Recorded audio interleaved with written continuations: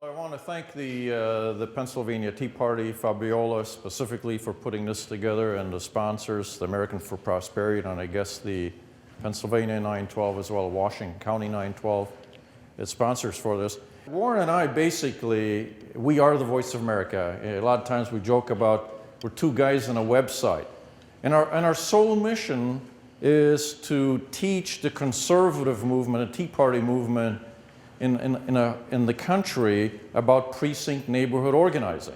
And we decided this in mid-2009 after a bunch of rallies, etc., that, you know, what's next? I mean, we can't just keep rallying and protesting, make a lot of noise in the streets and the squares, etc. We need to do something that's impactful, and we discovered precinct organizing, did a lot of research, and the rest and we then decided to put up a website to teach the conservative movement how to do precinct organizing and leverage the power of the Tea Party, harness that power for political effect. There's a lot of material we're going to be covering this afternoon. In order not to get writer's cramp, all of the content is on our website. You can watch a presentation that's somewhat older from January of 2010, like this. We gave it to about 300 some Tea Party leaders in Ohio. In Central Ohio, we had this presentation, and that was videotaped. So that's on our homepage, TheVoicesOfAmerica.org. Okay, you all have the business card so you can see where to go. But on the front page, you can literally go and see that presentation. We also have the PowerPoint presentation, and we tend to update those, so that's a fairly recent one. So the PowerPoint presentation I'm using today, you can literally download that. And in a lot of the states, I was mentioning to Fabiola beforehand, like there was a woman in Oregon called me and said, I watched your presentation 3 times to kind of get the flow of it because I don't have a script. I keep changing the script as well. So I watched it to kind of get a flow of it. I downloaded your PowerPoint presentation. Can you send me the real PowerPoint presentation? I want to make some minor changes. And then I'm going to go around Oregon to teach this to all the Tea Party patriots in Oregon. And I did the same thing with a guy in California. It saves us some travel because we do enough travel as it is. So anyway, it's all on the website. You can download the PowerPoint presentation. That's fairly current and represents more or less what you're going to see here. Let me just set the tone here of why are we even here. Okay, just a couple slides just to set the tone why we are here. And again, Fabiola and I were talking about this because her parents are immigrants from Italy. I am an immigrant from Germany. I was 10 years old. What I knew then was how do you do? Did you see the hare run across the grass? Okay, it was Oxford English they taught me in Germany. My parents, and with our 3 sons, came to this country because of American exceptionalism. I'm sure Fabiola's parents did the same thing. And so I've been fascinated with the 20s, the Weimar Republic, what happened in Germany, what happened in Europe, and read a lot of history. And I came across this book early 2010, The Road to Serfdom. How many of you have heard of The Road to Serfdom? Okay, a few people. It's an excellent book. I'd recommend you all get a free copy of this. You can, if you Google Hayek, H-A-Y-E-K, and Reader's Digest, or Road to Serfdom, and Reader's Digest, and then go to the website called iea.org.uk. That's a website in the UK that literally has a Reader's Digest, abbreviated version of The Road to Serfdom. It's a PDF form. You can download it for free. Now, since I've been telling people about this, and I don't take full credit about this because others have referenced The Road to Serfdom because it's such a good book, they must have gotten a lot of hits and realized, whoa, we can make money on this. So the biggest link you'll see is Road to Serfdom, £10. You can buy it. But underneath it in smaller print, it says free version, click here. That's where you want to go. Download the free version, PDF, Reader's Digest version. He wrote this book in 1944, and it was basically an assessment. He is a theoretical economist. He later on went on to win a Nobel Prize in economics, so he knew what he was talking about. But in 44, he specifically wrote this book to warn the British about what happened in Germany, and if you go down this path that the Germans went down, you may end up with the same end result. And it is not a pretty end result, okay? And it was based all on economics and the dynamics of politics, etc. So that's the road to serfdom. And this is just a synopsis of basically how that road works.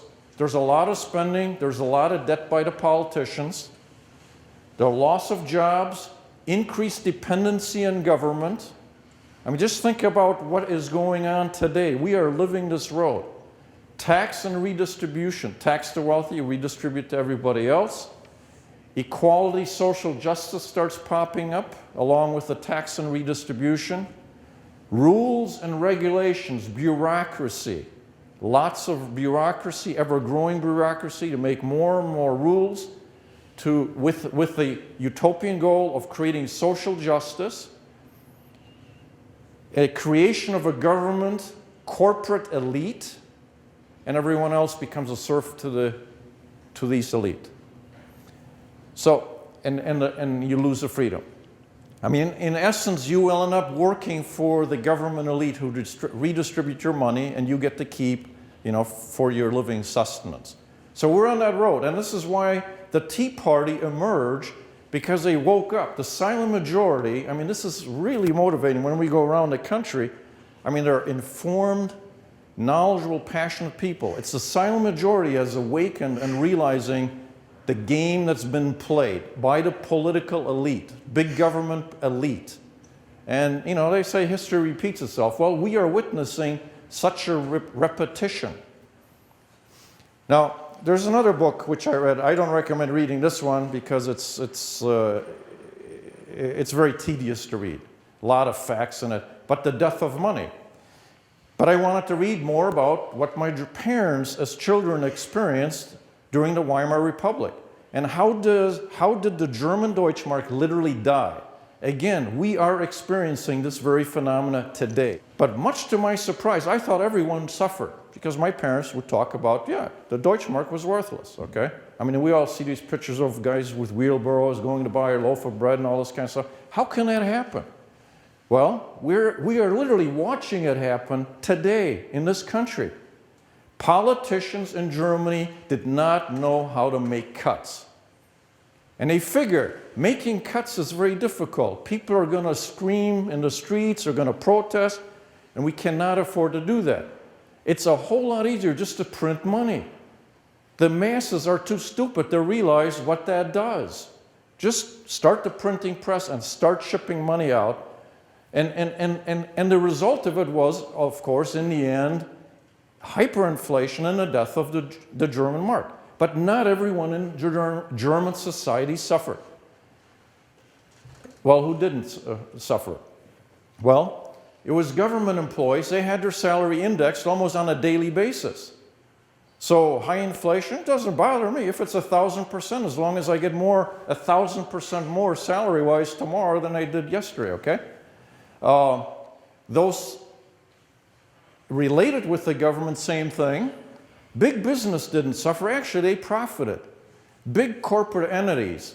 Today, you know, people talk about GE, how close they are to the government. Well, in those days, it was Siemens. Siemens is a German equivalent to GE. Siemens was very tight with the government. Krupp Steelworks, okay, you can relate. You got US Steel, Krupp Steelworks. Very close. And what those guys did, they indexed their prices, and they hedged against the German mark. They had money outside of Germany, which was illegal, by the way, but they knew how to game the system. They would charge prices that were under the true price and told the buyer outside of Germany, put the rest of the money in my account, but don't tell anyone about it. And so now they had French francs, they had British pounds, they had accounts in all these other currencies betting against the German mark, while officially the German government would look at, okay, you sent out an invoice and you got the exact money for that invoice, so you're clean. Well, they weren't. And big unions. So what you had in Germany during the Weimar Republic was big unions, big corporations, and big government working against the people. Who lost? It's the likes of us. Small business, middle class, fixed income, people lost everything. They were totally wiped out. So we are living through this period, and that's why we're here. And ironically, over 200 years ago, George Washington foretold this very dynamic. This is his farewell address. I mean, it's just amazing how smart our founding fathers were in terms of understanding political dynamics and the evils of mankind, in essence. Cunning, ambitious, unprincipled men will be enabled to subvert the power of the people and to usurp for themselves the reins of government. We have arrived at such a moment. He foretold us. So, that's kind of, I just wanted to kind of set the tone of why are we here and why each one of you need to get involved. And each one of you need to make sure your neighbors, your friends, your relatives all get involved. The question is what to do. And that's what Warren and I ask ourselves in mid-2009. What to do? What's the most productive use of our time? You know? And that's what neighborhood precinct organizing is all about. That's what this presentation is about. And please, each and every one of you, pay attention to this presentation with a mindset that you're going to go home and you're going to do what we're talking about. Because it's easy, it's doable, and will have a tremendous impact. And this is the well-kept secret that the conservatives, the Tea Partiers, don't really fully understand. Now, we've spent a lot of time, and other organizations spent a lot of time, trying to educate the movement that this is what you need to do. And each one of you can do this. Now, we have a little different twist, and I'll point out where we are different, the Voices of America, from a number of these other conservative organizations who go around teaching these kind of methodologies. So I'm going to be talking about, you know, what's the role in politics of organizing neighborhoods, precincts. There's a unique opportunity here that's only here because of the Tea Party. And I'm here to tell you, Warren and I, we watched the GOP races in 2010, and we're watching right now the campaign manager, etc. That GOP is not leveraging the existence of the Tea Party. They are using an old playbook, and they're not using the new capabilities that have just been introduced, that are sitting on the sideline. They're not bringing them on the field and playing with them. They're not using the volunteers, and they're not using the very broad, principled, accepted message of the Tea Party of limited government, free markets, and individual liberty. I don't want to interrupt, but do you think that they don't want the Tea Party involved? We'll talk about it. We can talk that later, okay. Because of videotape, I want to keep going. Okay. No, I think this is just typical change management. People don't understand it. In corporate America for 10 years, I was in charge of change management, e-commerce, supply chain change. And there's always resistance from the incumbents. It's like, you know, I have this very comfortable existence in this ecosystem. I know how the system works, and I don't like what you're telling me in terms of change, okay? But I think there are also some of the dynamics you're inferring to, okay? So I'll be very specific about, you know, where the Tea Party can leverage its own existence outside of the party system. That's really what I'm talking about here. Then how you focus your efforts and have an election impact with precinct organizing. We'll talk about the components, and then how individually you can get started, because it's very easy. Role in politics. Like I said, you know, we started protests, and these were good, okay? We needed to have the rallies in terms of, first of all, finding out we weren't alone with the frustration, with the concern. We weren't the only one in the silent majority waking up and realizing, hey, there's something fundamentally wrong here with the direction this country is going in. And we learned a lot. But, you know, just like in sports you have pep rallies, right? So those were like pep rallies for the Tea Party, but you can't keep having pep rallies one after another. You need to start playing the game. So like in football, you know, as the Steelers are doing right now, they're on the field playing the game. That's how you win the game. You don't win it with pep rallies. Now in politics, the only way you can win is through precinct organizing. We call it neighborhood organizing. Others call it community organizing, which we've heard before, right? So this is what wins the game in politics. And simply stated, neighborhood organizing, precinct organizing is nothing more than identifying like-minded neighbors in your neighborhood and making sure they vote. That's it. As simple as that. And the rest of the story, and I'm actually going to talk to you about, about an hour's worth of how you do that. Now, but in the end of the day, it's no more complex than finding like-minded neighbors in your neighborhood and making sure they vote, period. Now, you can use the methodology, grow your organization. We know a lot of organizations that have used the concept to grow their organization, to gain political influence, but in the end of the day, it's all about we want to win elections, and this is how you win elections. And the components are actually quite simple. You start out with a voter record from your Board of Election. This is in a public domain, and I'll talk more about that. You go door to door, or you make volunteer phone calls. That's how you contact your neighbors, or you have socials in your neighborhood. Organizing for America does all of this. The left has understood this. When we started our research, the first thing I did is just started Googling precinct organizing, community organizing, downloading PowerPoints, reading articles, and then I started reading books to really understand this and getting into statistical analysis of what works, and a lot of that I'm sharing with you here. But Organizing for America, you can earn points like frequent flyer miles on Organizing for America's website. If you're a member and you have a house party, you invite people to your house party. And I've joined and I get invitations to house parties and it says capacity 20, 25. And the reason is it's in someone's house, okay? And they say, look, come on over. We're going to talk politics, talk about what's going on, who's doing what, etc. But it's all about organizing and getting in touch with like-minded neighbors, okay? I keep emphasizing like-minded. This is not a debating club, okay? This is like-minded people. All you're trying to do is find who they are. Now, this is one of the books I read, Get Out the Vote. It's written by two Yale professors who statistically analyzed what really works in the game of politics. And they recognize in the end of the day, statistically, campaign managers don't read this book, by the way, okay, because they violate the statistical scientific basis for how to win elections. Interesting enough. And I'll have more to say about that why, okay? Again, it's like, why wouldn't they play by what really works, okay? Money and lobbying cannot buy what neighborhood and precinct organizing can do. That's the conclusion. If you look at context per vote, this is scientific statistical analysis, okay? I mean, it's hard to do. These guys, these Yale professors, were part of campaigns. They separated groups and made sure the demographics were all correct, etc. I mean, a very scientific approach.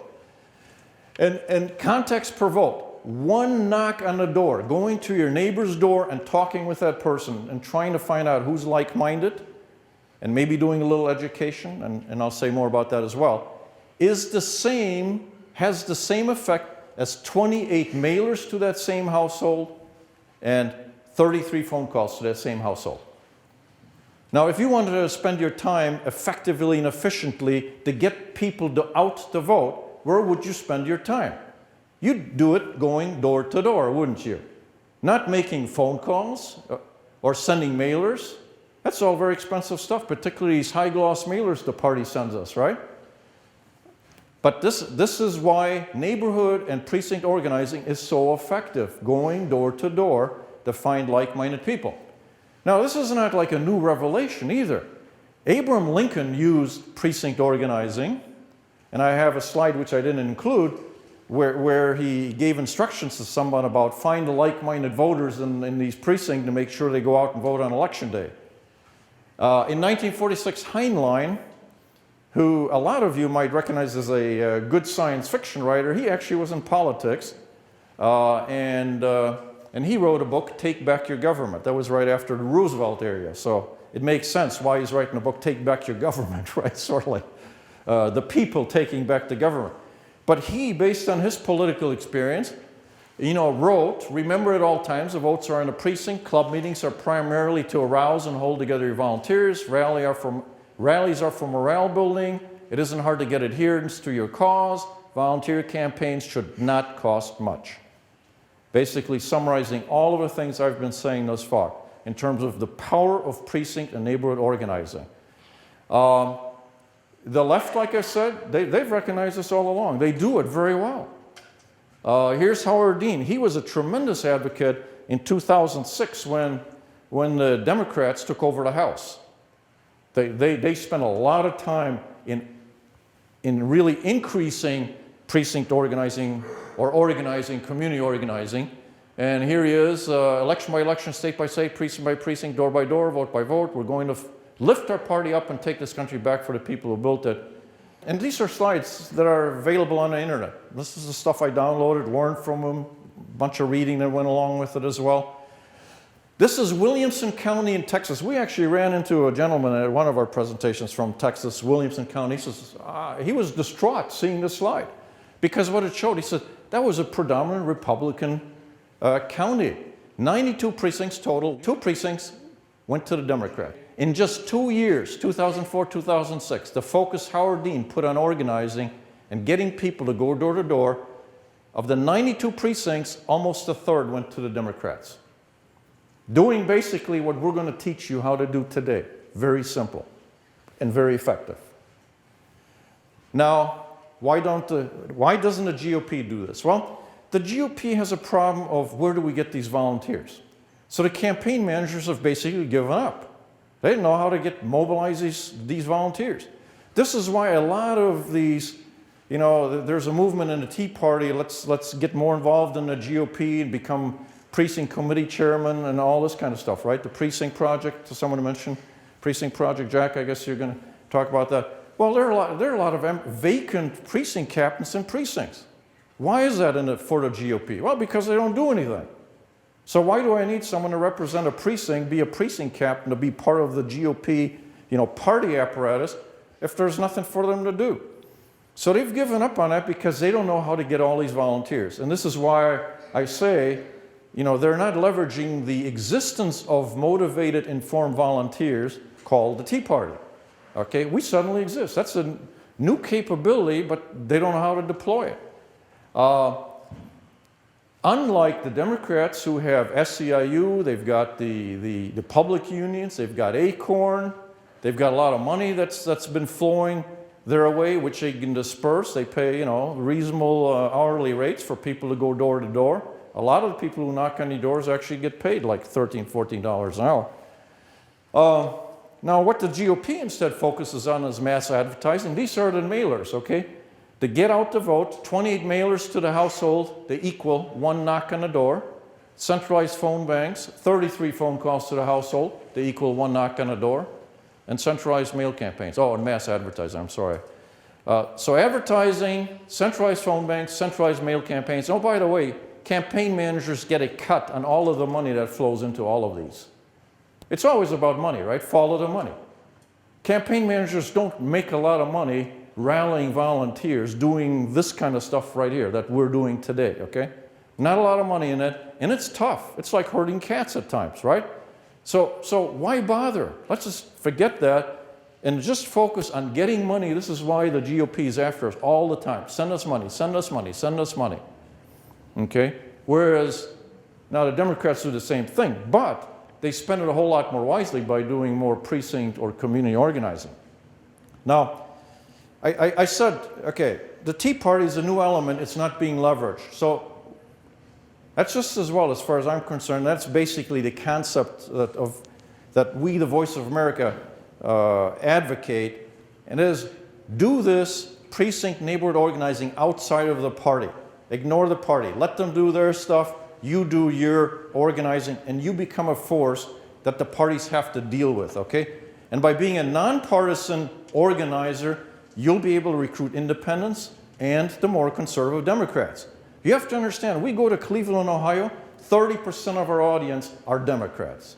That's a heavy unionized area, okay? There are a lot of Democrats in the audience. And I joke a lot of times, John F. Kennedy Democrats are to the right of the Republican Party. And if you think about it and look at it factually in a principled way, you will realize that's true. John F. Kennedy Democrats are to the right of the Republican Party. They have a lot more in common with the Tea Party principles than the GOP does today. So let's talk about the Tea Party power. Well, who's familiar with SWOT analysis? Anyone? Okay, a few people. SWOT analysis. When you do strategy development, you do SWOT analysis. And basically it talks about strength, weakness, opportunity, and threat. Okay, just a way to compartmentalize where am I? And based on an assessment of where you are, you then develop a strategy going forward to accomplish your goal. So our goal is we want to affect politics. We want to have an impact, a maximum impact. And how do we do that? Well, let's look at a SWOT analysis. Well, for the Tea Party, SWOT analysis is the strength that we have a lot of informed, passionate volunteers. The weakness is we lack funding. But gee, Heinlein in 1946 already discovered precinct organizing, neighborhood organizing, community organizing doesn't take a lot of money. It's very easy to do. So the weakness and the strength can be combined with the recognition that, wow, we got a tremendous opportunity. Elections are won locally in the precincts with votes. And we can do precinct organizing, which is inexpensive, so we don't have to worry about the weakness and get the job done. The threat is we don't have enough candidates who adhere to the Tea Party principles. Well, that can change, okay? In primaries, for example, the Tea Party needs to advocate those candidates in the parties who more closely are aligned with the Tea Party principles. It's as simple as that. And you keep doing that and doing that. And so, you know, in one sense, by being an independent movement and force outside the party, you can align with the parties where it makes sense, and you can work against the party anointed candidates where it doesn't make sense, okay? So it gives you a lot of flexibility, and the power is with the people, where it resides, where it should be, okay? This is the constitutional principles of limited government. Push everything down to the local level as much as possible. It's interesting, Napoleon would say the morale going into a battle is to the physical in war as 3 is to 1. Okay, so emotions, just like in football, it's a very emotional game. Emotions count for a lot, as opposed to the physical conditioning in all of this, okay? So Napoleon says 3 to 1. Heinlein, based on his political experience, said it's more like 10 to 1. Well, what does that mean? The Tea Party is very passionate. We are very emotional. So we are very powerful. We are a force to be dealt with, okay? We don't have to be within the party. We can stay outside the party, focus on precinct organizing, and become nationally a very powerful force. And we showed that force already in 2010. And we were talking earlier, the governor of Ohio would not be there today, the Governor Kasich, GOP, if it hadn't been for the Tea Party, because the GOP did not want him to become a governor. Now, you can talk in a break, we can talk about why that was, and it may sound a little convoluted, okay? Why would the party not want him, the GOP candidate, to win? But there's a reason for that. But the fact of the matter is, the Tea Party helped elect him. The party insiders did not want him to be governor. They wanted Governor Strickland from the opposing party to have another 4-year term and do the damage he did to Ohio jobs, et cetera, and then bring in their anointed one. The silent majority is really moderates, conservatives. There's 76% of us who are probably much more like-minded than the 20% who are liberal and who believe in big government, et cetera. The problem is those 20% have been a lot more vocal and active than the other 76%. That's been our problem. Shame on us, okay? We've not been involved. Now, granted, we tend to be the productive elements of society. We got jobs, we're raising families. We don't have a lot of time, right? We trusted the politicians. Well, it's a misplaced trust, unfortunately. Both parties, okay?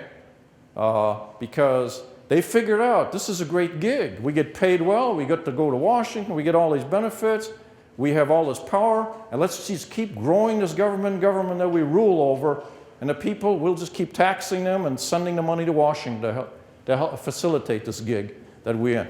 But the silent majority has awakened. You know, the sleeping giant, the Tea Party, called this Tea Party, has awakened. Now here's the other element. So I talked about the volunteers. That's one power. this is an important one, the messaging, okay? Now, Fabiola talked about all those candidates and so on. It could get very complex, okay? All those candidates, who's running for what office, now going around precinct organizing, who do I talk about, advocate, etc. You don't need to do that. Trust me. And this is, again, where the Republican Party is using an old playbook and not leveraging the new capability.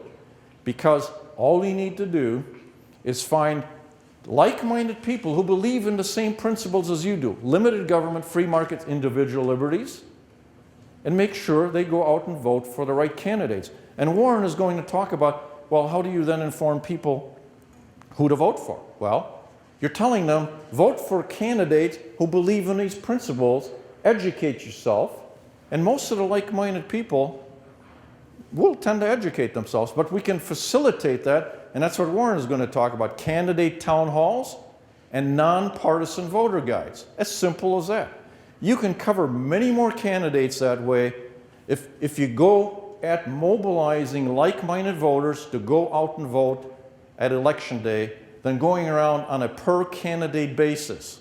And it's sustainable. So, since you're creating this We the People movement in your neighborhood, you're creating a movement that stands for these principles. It's sustainable from election to election. Candidates will come and go, issues come and go, and so you just keep going. You just keep growing your We the People movement and power in your neighborhoods and make sure they're educated. They know how the candidates stand on the core principles that you believe in through nonpartisan literature, and a lot of benefits associated with that.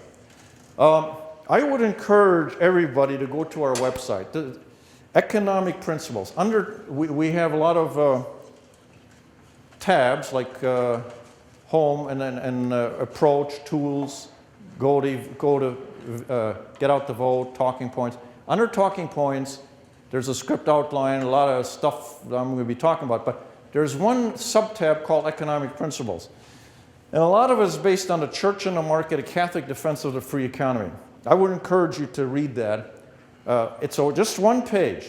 I would say even print it out, have it handy, because it will arm you with a lot of economic principles that will help you in your discussions with people. And again, I don't want to make the wrong inference. I'm preparing you to debate people, okay? I'm not, because precinct organizing is just finding like-minded people. It's not about debating, arguing with anybody, okay? But I just want to make sure you have the fundamentals of economic principles, why they work, and why the founding fathers used economic principles they did, and then you don't get caught up in socialist nanny states, social justice, profit prices, etc. I mean, it's fascinating. The book particularly, if you're so inclined, I would highly recommend it. It's not really a religious book. It's more of an economics book written by Thomas Woods Jr., who's a great author, by the way. And it teaches you all of the economic principles, but it also shares with you perspective. This is shocking, that the lower percentile in our economy in terms of their standard of living is higher than the average standard of living in Sweden, the epitome of socialism in Europe. Just think about that. The standard of living of the lowest economic class in the United States today is higher than the average standard of living in all of Sweden. That's what socialism gets you. Okay? This is stunning revelations. But yet you've got people talking about we need government, big government, we need a nanny state, we need social justice, etc. The facts defy all of that talk. So messaging, Tea Party messaging. Here's the good news. Again, the GOP ignores all this good news that's with the Tea Party. In addition to all these volunteers, the Tea Party message of limited government, free markets, individual liberties, 70–80% of the people polled in this country already subscribe to that set of principles. So they agree. In mid-January, there was a Gallup poll. 7 in 10 national adults. Important that leaders in Congress take the Tea Party movement position and objective into account as they address the nation's problem. Covers Democrats, Republicans, and Independents. Among Republicans, of course, it's a much higher number. In February, Rasmussen poll, 2010, 68% of the likely voters believe big government and big business work together against the interests of consumers and investors, shared across partisan, demographic, ideological lines.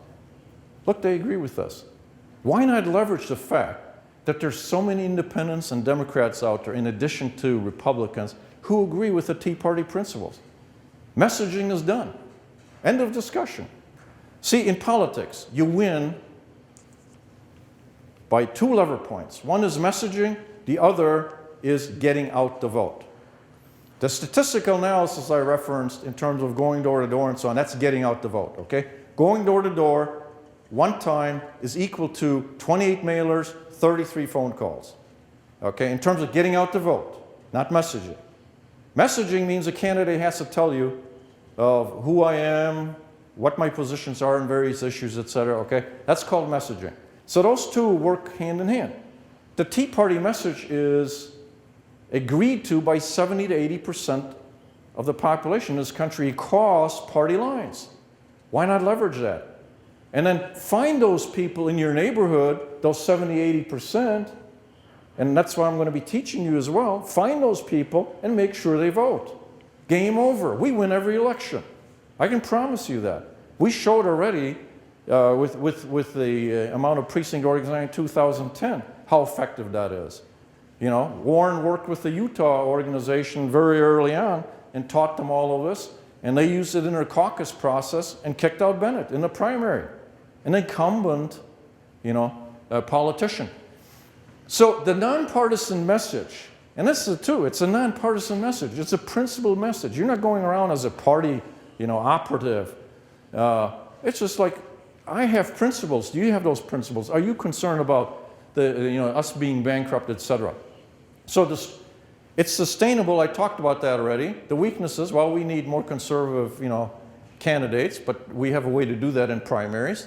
70-80% of the people already agree with us. So, and interestingly enough, a nonpartisan flyer, for example, doesn't have to be really all that soft. It can be pretty hard-hitting.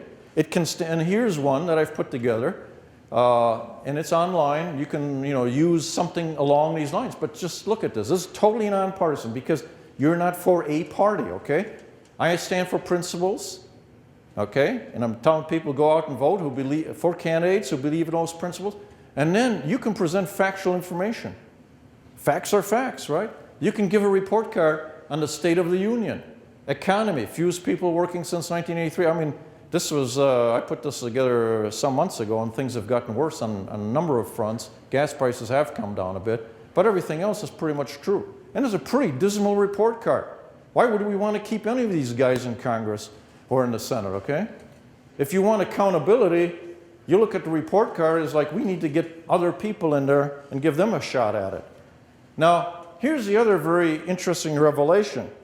In terms of getting out the vote, the statistical analysis done by these Yale professors proves that it really doesn't matter when you go door to door. If you're partisan or nonpartisan, it's the same effect.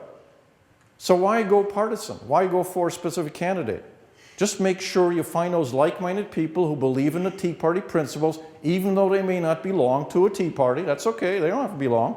Just find out if they're like-minded, and then make sure they vote.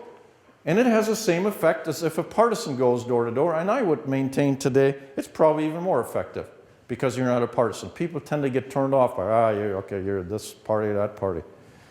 And of course, Jefferson said, a well-informed people can be trusted, so with voter guides that Warren's going to talk about, etc., and candidate nights, and make sure you vote for people who stand for principles, and then you use candidate nights, voter guides to find out where they are relative to those principles. So anyway, so I've covered about the Tea Party, volunteers, messaging, tremendous new capability has been introduced to the political space that's not being leveraged except by the Tea Party, and that's just as well. So let us, the Tea Party, develop that capability at the local level. Now I'm going to share with you exactly how you focus that effort and impact elections. Because you may very well be sitting there saying, my God, this guy's asking me to knock on 1,000 doors in my neighborhood. I don't have that kind of time or energy. It's easy. It's amazing how easy this is once you really, scientifically approach this process and think about it. And first of all, only 80% of eligible voters, and you have about 1,000 to 1,300 people per precinct, okay? So you say, wow, 1,000, 1,300 doors you want me to knock on? No. Only 80% register to vote, okay? 60% only vote in midterm general elections, and during primaries only 30%.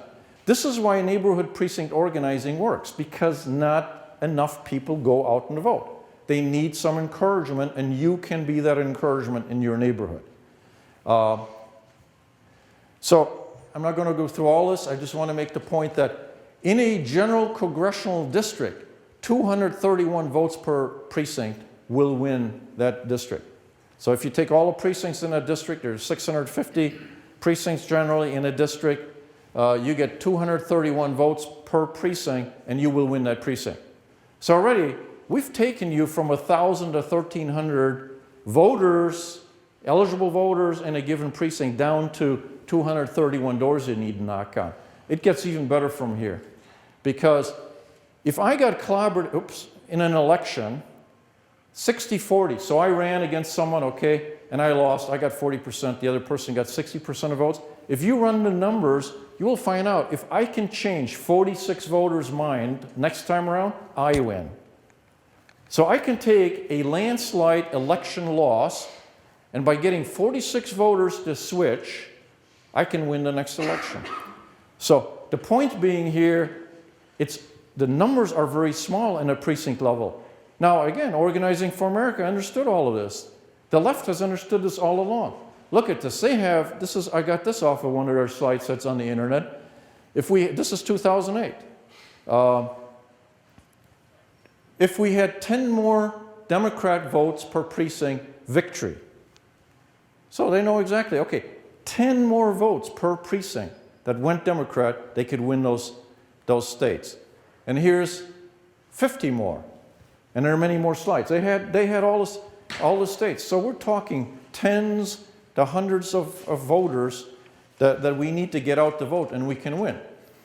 And as I said earlier, there are many more of us than them. Now, we even get compliments from the Democrats about our website, because it's publicly available, right? And then we get these emails like, wow, that's a great website. You put it all together in such a nice way, and it's all comprehensive, very concise, and we can learn. We're going to clobber you with this. Now, I'm tempted, but I don't return those emails. I'm tempted because, first of all, a lot of the stuff I learned from them before I started reading books on top of what I learned from them, okay? So they already know it, so we're just catching up. But second of all, what they don't realize, the numbers are with our side. We've got 76%. If we can just mobilize, a significant number of that 76%, their 20% will be overwhelmed each and every election, okay? So that's first point in terms of election impact. 1 vote per precinct won Jimmy Carter in Ohio. 1 vote per precinct. So, I mean, here, it's easy to kind of write these things off like, yeah, say every vote counts and so on. It's a nice cliche. It's not really a cliche. It's really true. In Florida, look, 537 votes in Florida made the election for Bush, okay? So this is very powerful. Now we'll start zeroing in, okay, how do I focus my energies? Now that I understand, okay, I think I can deal with the numbers he's asking me to deal with in my very own neighborhood, okay? How do I find the people or target people? I won't even ask you to go to every door. I'm going to ask you to go only to people who are likely to be like-minded, okay? So I'm stacking a deck for you. Can I make it real easy? Because I don't want you to get in a debate, in a heavy discussion, bother people who don't want to be bothered. I want you to go to people who are likely to be like-minded and make sure they go out and vote. That's it. Maybe you can also ask them if they're really passionate about, the principles and all that, and they're not already joining your organization, have them join your organization. You can do other stuff during the year to be a political force, okay? But at the end of the day, when game time comes around, election time, you make sure they vote. It's simple as that. Now, how do I find people who are likely to be like-minded? Now, you get this off the voter record, okay? You can find out which party people are, people are stunned at what's available in the public domain about voting, okay? But a voter record that's available to anyone from the boards of election will tell you what party you're registered with and when you voted. It doesn't say how you voted once you entered the polling place, but it says what party you're registered with. So I can pretty much guess how you vote if you're a registered Democrat or Republican. And I can also see how frequently you vote, okay? Primaries, general elections, regular basis, irregular. You don't focus on always vote Democrats. You don't focus on people who never vote. They might be registered, but they never bother to go and vote. Okay, so that's their gig. Why bother with Republicans who always go and vote? You pretty much have a sense of how they're going to vote, okay? Particularly in general elections. Certainly in primaries it's a little different game, okay? But I'm primarily focusing on general election. So who you focus on is really, it's a third of the total, but this really depends on the makeup of your precinct, your neighborhood, okay? If it's skewed Democrat, skewed Republican, skewed independent, so it's not really a third, just depends, okay? But in a high level sense, yeah, it's a third of the people in the precinct I need to focus on, and it's the independents, the swing voters, okay?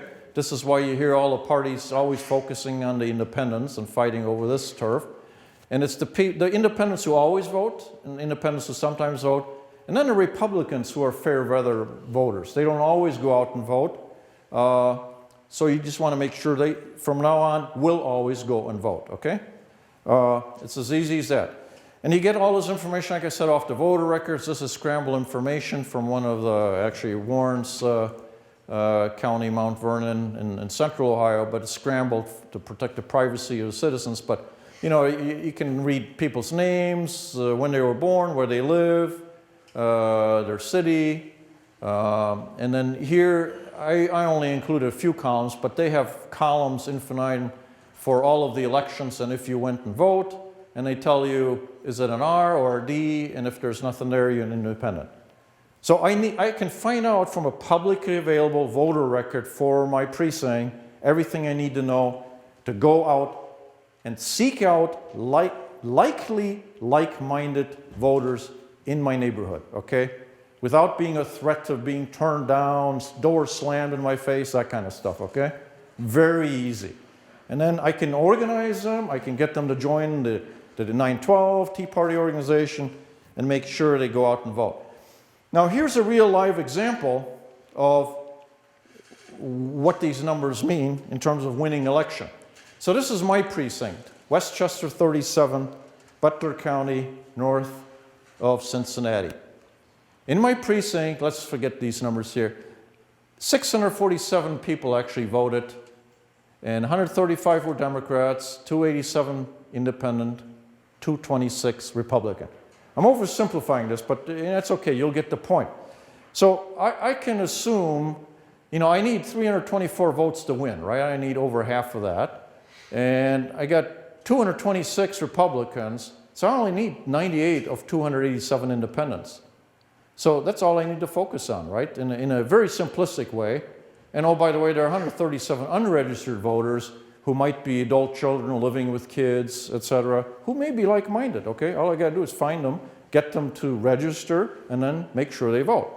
So the point of this slide is, in a general election, because not everyone votes, and notice this is about 60% of 1,000, okay, who are in the precinct, so it's a little higher. The numbers are quite small in terms of who I need to focus on in that precinct to make sure my candidate wins.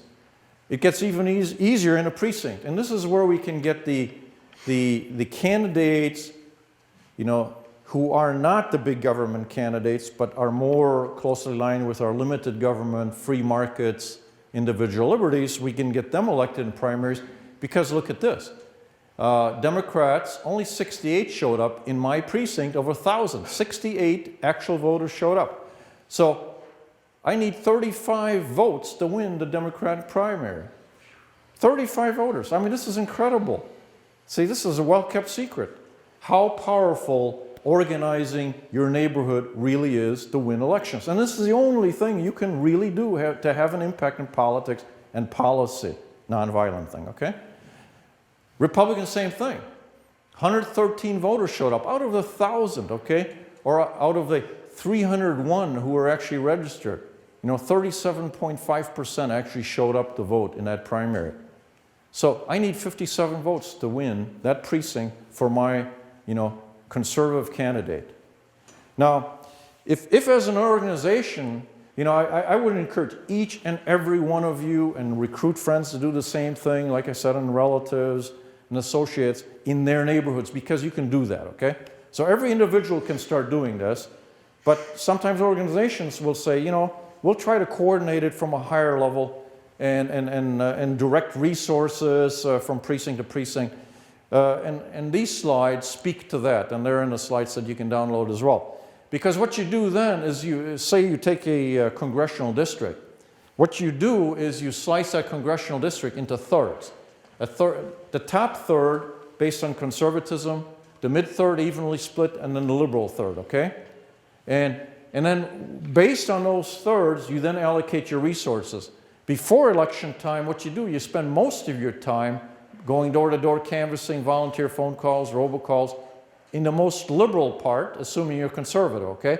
You're actually spending most of your time there in a more nonpartisan educational way, okay? You're trying to find the like-minded voters in the more liberal precincts in the congressional district, or whatever district you have, state house, state senate, whatever. So so this is a little more persuasion and messaging and educating. Again, it's not confrontational, not intended to be. This is not debating club, okay? But when it gets time to get out to vote, you flip that around, and you focus on the most conservative precincts in the congressional districts or whatever district you're focusing on. You focus more of your energies there to get them out to vote. Because again, it's all about statistics and probabilities. And how do I find out the makeup of my precincts? It's very easy. You go to your election results that are available from your Secretary of State, and you can look by precinct, how they voted. And the race you want to look at, which is most partisan, is the Secretary of State race. The Secretary of State races, generally speaking, are not about the candidates, it's all about the party, okay? So people tend to go and vote for the Secretary of State of the party that they are most closely aligned with. And so if you look at the Secretary of State race results from the last election, you can then, use that fraction, and it'll tell you how the various precincts are skewed in your various districts. And by the way, our talk is generally focused on congressional districts, Senate races, federal Senate races. The lower you go to the local level, the more powerful this method becomes. The simple reason for that is the smaller campaigns, say school board, mayor, etc., even the House, the state House, etc., they don't have a lot of resources. They don't have a lot of people, volunteers. They don't have a lot of money. We as a Tea Party are much larger than they are. And to the extent we're organized in our respective neighborhoods, and we can mobilize those people to vote for the principal candidates that are most closely aligned with our principles, we win. We can affect all those. We can take back the school boards. We can take back, the various local elections. Matter of fact, Tea Party Patriots put out a slide set, which I found fascinating. I included 2 slides here, because they looked at Iowa and said, look, state house, the average margin to win a state house is 726 votes. First of all, it just reinforces what I've been telling you all along. The numbers are not that big. So every vote you get out at election day will have an impact. And oh, by the way, then they looked at how many Tea Parties are we aware of in these state house, on average, across Iowa, in those state house districts. Well, we got 1,500 votes that are Tea Party people we know of, and we can mobilize. Like I said, you can win these elections. The Tea Party is a powerful force. Same thing with state Senate primaries. Average margin is 931 votes. The Tea Partiers in those Senate, state Senate districts are 3,000. Again, based on the Tea Party Patriots assessment. Again, to make the point, it doesn't take a whole lot of votes to win. And 2, there are a lot of us Tea Parties around. Now let's talk about the components. So hopefully by now I've given you a sense of the Tea Party has volunteers. They've got a strong message that's broadly accepted. You've gotten a sense that the numbers are very reasonable. It's very doable for each and every one of you in your neighborhood to do this, okay? Basically comes down to basically covering, if you have 6 volunteers working with you, each one of you covers 40 to 60 homes. That's it. It's 40 to 60 households that you knock on. That's it. That's very manageable. That's 2 hours, 2 to 3 hours that you commit to the movement, and that's what it takes to knock on that many. 40 homes, 2 hours, okay? Easy as that. So let's talk about those components because, you know, hopefully I've convinced you I can do this in my neighborhood now. What do you want me to do exactly, okay, is the question. So let's talk about those elements, what I want you to do. So you go door to door. Again, the point is, this is not a debating club. You're not going out to debate, to argue, to convince anyone of anything. You're only there to knock on a door to find out, is that household indeed like-minded?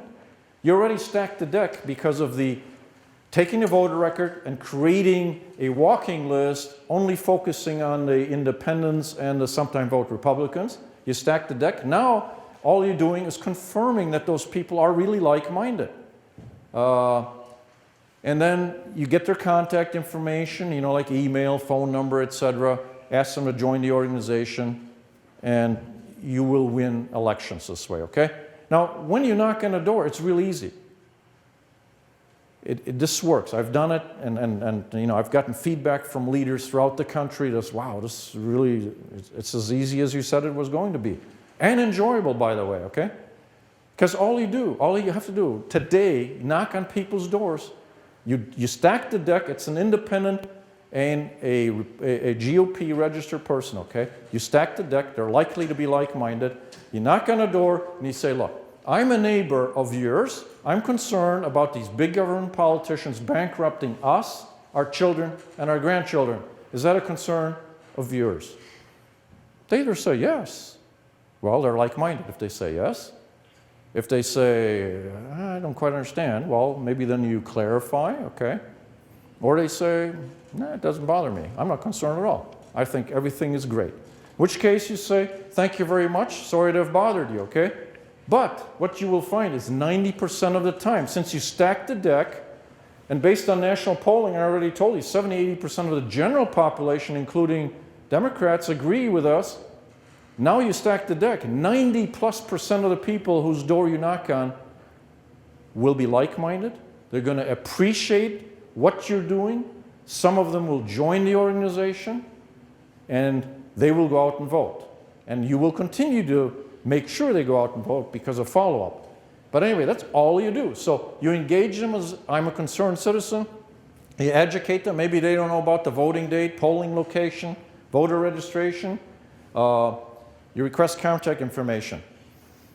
So this is not a dreaded cold call. Most people are afraid to do this, okay?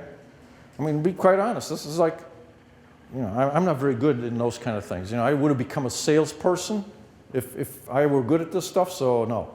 I don't like this. My wife was like that, okay? She said this in 2010. She said, I'll go around with you. I'm very supportive of what you're doing, you know, and all this kind of stuff, but I'm not going to knock on a door. And so I'll just go there and, you know. So I knocked on a door, did my thing. Within an hour, she said, you know what? Give me the other side of the street numbers. I'll do it over there. You stay over here. This is real easy. It's a lot of fun. Because these people thank you.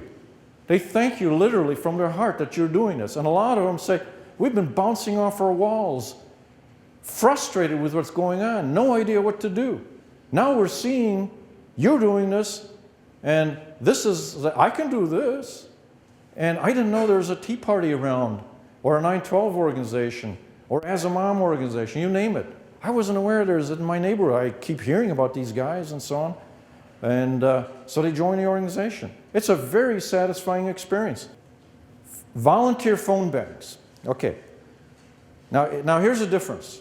Why am I even talking about phone banking when I just told you it takes 33 phone calls equal 1 door knock in terms of getting people out to vote, and that's true. Robocalling has a 0% correlation. Probably all of you have already figured that out, right? Those robocalls, they're not very motivating and mobilizing, right? So we hang up usually before the message occurs, right? You get the call, it rings, there's dead silence, nothing happened, bam, I know what that is. Well, robocalling, 0% correlation when you statistically, scientifically analyze the effectiveness of getting someone out of their house and vote, okay? Again, unlike the effectiveness of going door to door. But what we have found, and I've gotten lots of feedback from leaders around the country, is making volunteer calls to, again, likely homes who are likely to be like-minded. So it's independents and Republican homes using the voter records. You can actually build your organization. And even using robocalls.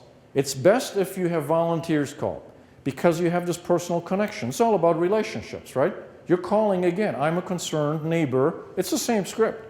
I'm concerned about these big government politicians bankrupting us, our children, etc. And are you concerned? So again, you'll figure very quickly if they're supportive or not. They may ask questions, then you get into conversation a lot of times, okay? The challenge will typically be, going door to door as well as these phone calls, is to move on, okay? Because these people have all this pent-up frustration. They want to keep talking. So that's a wonderful opportunity to say, you know what? I would love to talk with you about this stuff because we share so much and we have so much in common. Come to our next meeting. We'll have more relaxed environment. We can talk then, okay? Because you need to move on. Keep making those phone calls. But calling as a volunteer, even robocalls, calling the likely like-minded people in your neighborhood and informing them of meetings that you're having, etc., it brings people to the meeting. And we've had a number of people in Ohio do that, and across the country actually, because Tom Zawikowski is a great Tea Party guy. He has Portage County. We were talking about him before the meeting started. He literally has 3,000 volunteers in one county, Tea Party volunteers. Portage County, Ohio, around the Akron area, I guess is the best place, Akron area. And he has a robocalling company. He's had this forever. And he's giving the Tea Partiers around the nation discount rates. Usually he charges about 15 cents a call. He charges 4 cents a call. It's bare bottom rates. You can call a whole precinct for $44. 60 seconds each call. So you can have a message. And this is on our website, and you can link to him and call him and tell him, I'm a Tea Partier, I want to do this. He'll get you all set up, and it's real easy to do these robocalls. But don't do it to get out the vote. Do it to build your organization. And the same with volunteers making phone calls. Here's this one success example of a Tea Partier in Ohio. A 74-year-old gentleman, he wants to do everything first before he deploys it to his organization. So I kept telling him, look, Ralph, this works, trust me. Okay, I'm going to do it myself. So he did it one Sunday afternoon. He called 30, and he kept all these records and then sent them to me in email. I was like, wow, this is great, I'll use this in one of my slide sets. He said, I made 36 calls. He timed himself, 4.4 minutes per call, 15 calls connected, 42% completion rate.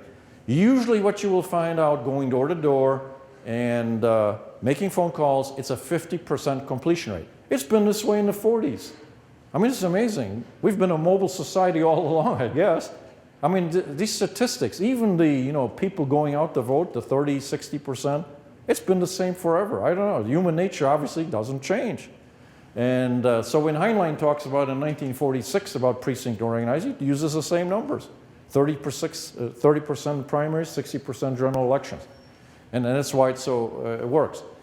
But of the 15 calls, of the 36 calls he made, 15 calls connected, 11 were interested in joining this organization. And he even said, I'll bring neighbors, friends, like-minded folks to your next meeting. And they have indeed come. And so he continues to make these volunteer calls, but he's also used robocalling and has had similar effects there in terms of growing his organization. Because people just don't know you exist. So we talked about that. We'll skip through that. Getting out the vote. So, what you want to do early on, like I said, is kind of like you lay the groundwork, you connect with your neighborhood, you find out who the like-minded voters are in your neighborhood. See if you can't get them to help you with the neighborhood organizing, okay, since they live in a neighborhood, they're friends or whatever. and then help towards election day. Come election time, it's Go TV. That stands for Get Out the Vote, okay? That's the political lingo. And what you want to do is basically have 3 or 4 contacts with the identified like-minded voters in your neighborhood. And the way you do that is you go door to door once. You can make phone calls the second time. You can go door to door again or make phone calls. However you want to mix it up, okay? But keep it personal, on a personal level, because these are your neighbors. And the reason there are 3 or 4 contacts is because you want to contact them once with absentee voting. You want to make sure they're aware. Like absentee voting in Ohio, no, actually early voting is starting October 5th, right? I mean, it's crazy. October 5th, early voting. You can go to the boards of election in Ohio and you can vote for this November's election. It's really crazy. But so you want to catch them when they're eligible to send in absentee ballots, okay? Actually, you can find out from a board of election. If you go there and say, I want to know everyone who takes out an absentee ballot, they will email you on a daily basis who's done that.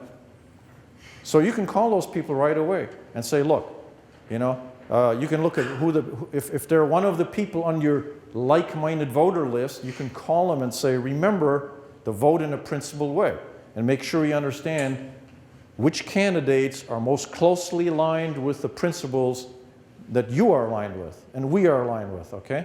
So that's your first point of contact. The second point of contact is when early voting starts. You want to get the people on your list. Like in my precinct, in 2010, I had 280 people. I had 6 volunteers. So, you know, there were 7 of us, 7 couples. So it's 40 people each, 40 households each that we were responsible for. And you want to get the group you're responsible for, those 40 households, to do absentee balloting. If they didn't do that, go to early voting. Go to the Board of Election. Take advantage of this. Then you can check them off, okay? Then come election day, you call them again if they haven't done the first 2, and you say, hey, now is election time. I need you to go there. Do you need transportation? Do you need, you know, what do you need to be able to go and vote? You know, some organizations even provide babysitting, whatever, just to make sure those people are able to go and vote, okay? Every vote counts. And then there's this flushing the list, okay? Every voting location has to post who's voted at certain times in the day. And you can go there and look at those lists and check them off. You know, so I've got my 200, my wife and I went there. We had our list of 280 people. And we checked them off. Okay, they all voted. And then we got back to our volunteers and said, okay, here are the people who haven't yet voted, who you're responsible for. Call them, make sure they go out and vote after work. So that's 4 points of contact, okay, and how this works. Very doable. So how do you get started? I mean, we need each and every one of us in the Tea Party to do this, okay? Don't rely on some organization. You don't have to be affiliated with a party. Yes, there are precinct captains, Democrats have them, and the Republicans, ignore all that. You can do this as an individual in your precinct, independent of the parties. Find the like-minded people, Democrats, Independents, Republicans, who believe in the same principles you believe in, and make sure they go vote for the candidates who are most closely aligned with those principles. And we need to do that. I mean, we can't just, you know, attend meetings, attend rallies, etc., and not do what's required to win the game. Okay? Otherwise, we will truly, you know, continue to go down this road to serfdom. And so you can appoint yourself to be that. On our website, TheVoicesOfAmerica.org, okay, The Voices, plural, of America.org, you go under Approach. That's the main tab, and there's a sub-tab called Step by Step. I literally walk you through the whole process of how to create a walking list using the voter records, the walking list targeting the likely like-minded voters in your neighborhood, and then all you need is a script. I already gave you a very simple script. You can modify it, but you know, it's like, are you concerned? Because I'm concerned. I'm just one of your neighbors. And you can have a door hanger if you want. I showed you an example, and they're all on the step-by-step. Everything you need. So you need 3 things. You need the walking list. You need a script. Very simple script, right? Because all you're after like-minded. and you need door hangers maybe, and recruit some volunteers. Volunteers, in order to get people to volunteer in your neighborhood, they have to be asked personally, okay? This was feedback I kept getting from leaders all over. Can't get volunteers. And I experienced this firsthand then when I did it again in 2010. Couldn't get volunteers. I went to the local Tea Party, stood in front of them, said, I'll be in the back of the corner, help me in my precinct. I stood at the back of the corner all by myself at the end of the meeting, okay? So I sent out emails I did robocalls to all the GOPers in my precinct and the Tea Partiers. Got one person. He said, I just retired, wondering what I was going to do. I think I'll help you. Okay, that's one. Then I got the list of the Tea Partiers living in my precinct. I sent them emails, no response. And so then my wife and I were talking. I was really frustrated because we spent a lot of time, Warren and I, on Voices of America with our travel and the website and all this kind of stuff.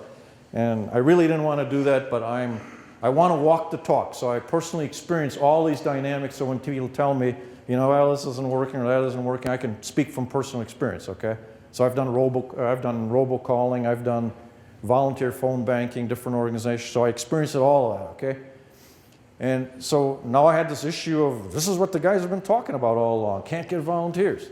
She said, well, who have you been trying to contact? She took my list.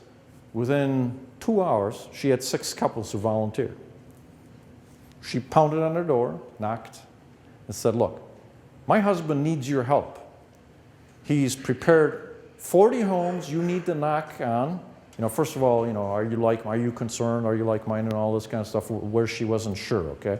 But, if they belong to the Tea Party, it was a safe bet that they are. So I was like, my husband needs your help, okay? And he needs it starting like next week. He's done all this work. He's prepared a walking list, and all you need to do is go to 40 homes. Here's a script. Look, it's real simple, right? A one-liner with some maybe discussion you have, and then here's a door hanger he printed out for you, and if someone isn't home, you can hang that on there, or you use that as kind of a discussion item, or you can give that to people because it had some of the factual stuff of why we are in trouble as a country, okay, from a financial perspective. And she got 6 other couples just like that in 2 hours. So the learning here is you have to personally ask people to help and be very specific what you want them to do.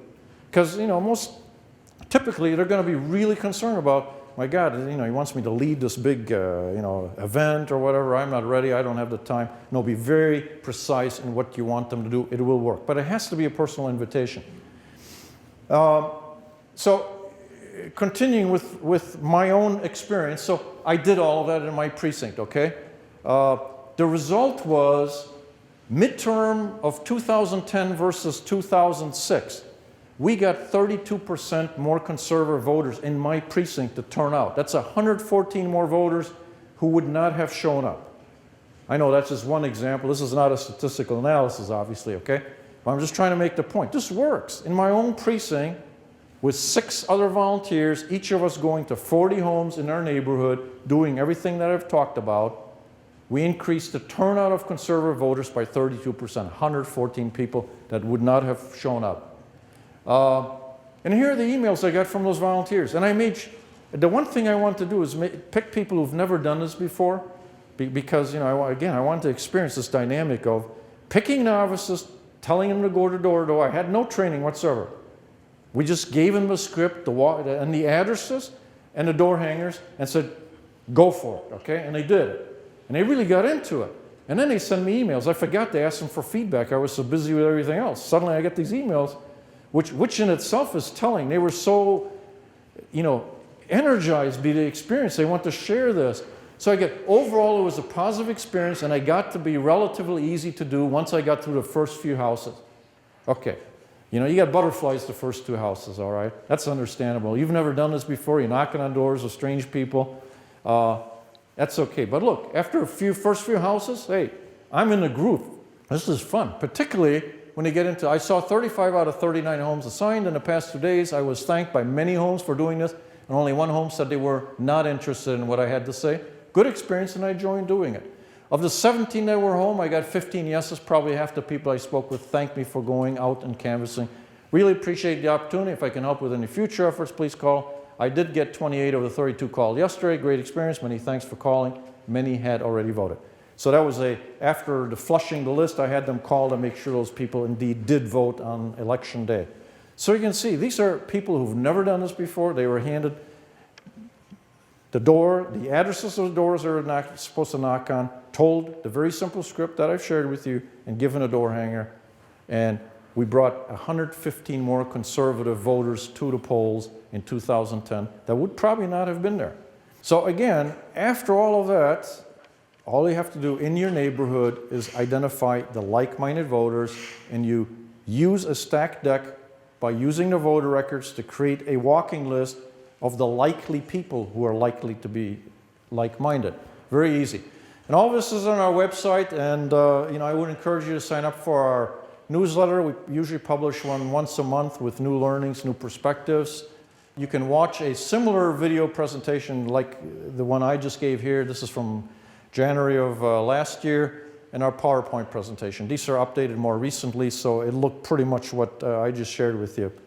And the organization as a whole, like the Pennsylvania Tea Party, can help the individuals in their neighborhood who do the organizing by coordinating across precincts and also coordinating capabilities that are more suited for central deployment, like volunteer phone banks, if you don't want to call from your home.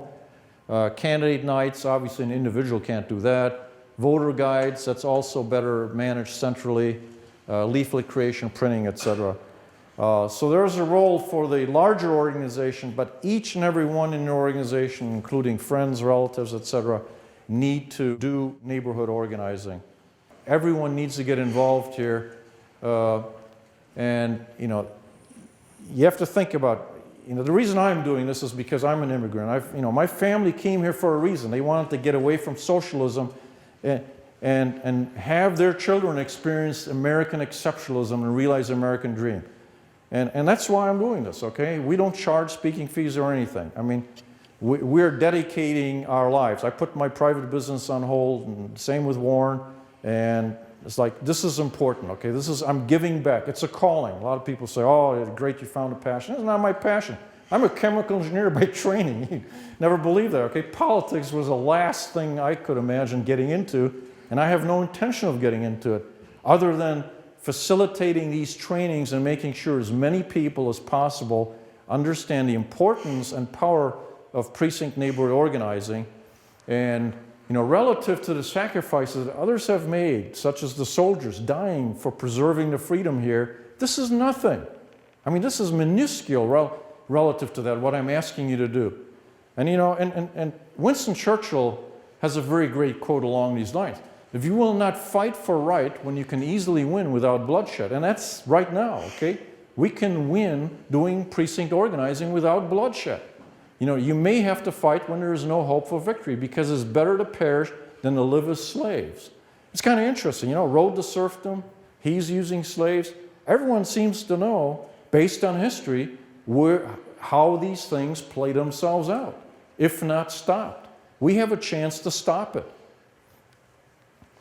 So with that, I'm done with this presentation, and we'll take a 15-minute, let's make a 10-minute break, okay? And then Warren will talk about how to inform voters as to which candidates which candidates are more aligned with the principles of the Tea Party.